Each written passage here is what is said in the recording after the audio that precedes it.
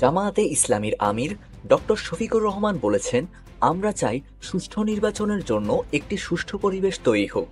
পাশাপাশি ন্যূনতম যে সংস্কারগুলো না হলে একটি সুষ্ঠু পরিবেশ তৈরি হবে না। ততক্ষণ পর্যন্ত ধৈর্য ধরে সরকারকে সহযোগিতা করা উচিত। দুপুর 1টার দিকে ফেনীর পশুরামের বল্লামুখাবাদ পরিদর্শন শেষে সাংবাদিকদের এক প্রশ্নের জবাবে তিনি এমন মন্তব্য করেন। জামায়াতের আমির বলেন, নির্বাচনের ব্যাপারে চিন্তার ভিন্নতা থাকতেই পারে। আমরা মনে করি এমন একটি নির্বাচন হওয়া প্রয়োজন যে নির্বাচনে স্বাচ্ছন্দ্যের সঙ্গে প্রত্যেক ভোটার তার ভোট দিতে পারবে। সরকার পতনের আন্দোলনে প্রবাসীদের বড় অবদান রয়েছে উল্লেখ করে তিনি বলেন, এই আন্দোলনে ও দেশ গড়ায় প্রবাসী ভাইদের অবদান অস্বীকার করতে পারবো না। তাদের বিশাল অবদান রয়েছে। অবশ্যই আমাদের প্রবাসী ভাইদেরকে আমরা অস্বীকার করতে পারবো না। তাদের বিশাল অবদান রয়েছে। আমরা তাদের কাছে ঋণী, যেমনটা ঋণী এই দেশে যারা জীবন দিয়েছে এবং যারা পঙ্গু হয়েছে, লড়াই করেছে তাদের কাছে। আর গোটা জাতির কাছেই আমরা পরস্পর ঋণী। তা আমরা চাই যে সেই রকম একটা সুষ্ঠু নির্বাচনের জন্য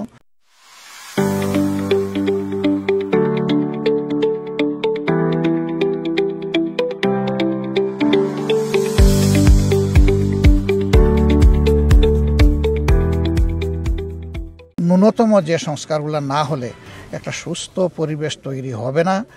এটা না হওয়া পর্যন্ত আমাদের সকলের ধৈর্য ধরে এই সরকারকে সহযোগিতা।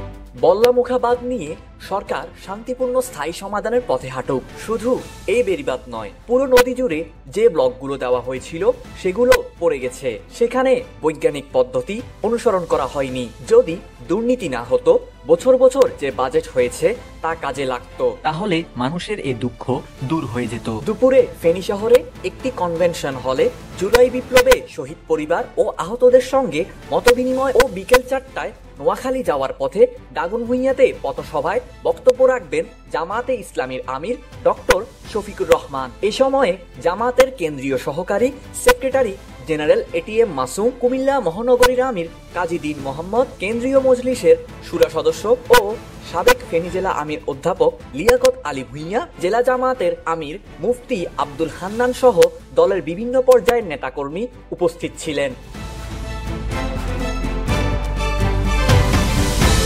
এই যন্ত্রণার হাত থেকে বাঁচার জন্য আমাদের সন্তানেরা জীবন দিল, এরকম যন্ত্রণা যেন আর কোনো শাসকের দ্বারা বাংলাদেশে ফিরে না আসে। 5 আগস্টের পরে আপনাদের ফেনীতে কোনো চাঁদাবাজি হয় না।